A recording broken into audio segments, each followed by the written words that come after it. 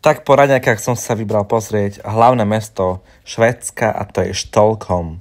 Štokholm sa nachádza na 20 ostrovoch. Je to pomerne dosť veľké mesto. Z týchto troch, teda Kodaň a Oslo, je určite najväčšie mesto práve Štokholm. No to môžeme vidieť kráľovskú stráž a kráľovský štokholmský palác, kde sa koná stále o 12. hodiny ceremónia, ktorú som ale moc nevidel, lebo som sa ponáhľal teda kúpiť si suveníry, ale videl som aspoň niečo, hej. Mesto je inak založené v roku 1252 Birgelom ako obranná pevnosť, čiže vôbec to nemalo byť mesto. Samozrejme pre svoju polohu bol teda významným centrom a je. A počas 15. storočia, teda keď bola tá Kalmárska únia, sa tu viedli veľké boje, čiže bol aj vtedy veľmi významným bodom. No a od roku 1523 je teda hlavné mesto Švédskeho kráľovstva. Samozrejme neskôr vyhorel, hej. Bola tu urbanizácia 19. storočia, ale dnes je to ekologické, moderné, administratívne mesto.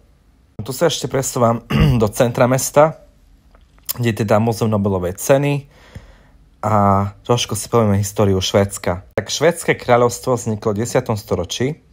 Prvým takým veľkým kráľom bol Erik Víťazný. Neskôr sa stalo súčasťou Kalmárskej únie a až v roku 1523 sa osamostatnilo, teda vzniklo Švédske nezávislé kráľovstvo. No a v 7. storočí Švédsko malo veľký rozmach, ovládalo veľké časti Fínska, Lotyšska, časti aj Nemecka. A potom to viedlo samozrejme tej severskej vojne, kde stratilo zase všetky tieto územia. No a v roku 1809 stratilo Fínsko a od roku 1814 je to nezávislý štát, teda nezúčastnil sa žiadnej svetovej vojny. No to bolo histórie všetko. Takže na videách ste mohli vidieť hradnicu mesta, nábrežie mesta a presúvam sa teda tej budove radnice, ktorá je veľmi pekné miesto, ale bohužiaľ som tam nestihol ísť.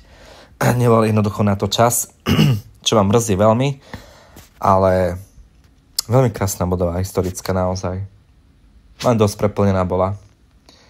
No a to už je moderná časť mesta, kde sa presúvam teda ďalej.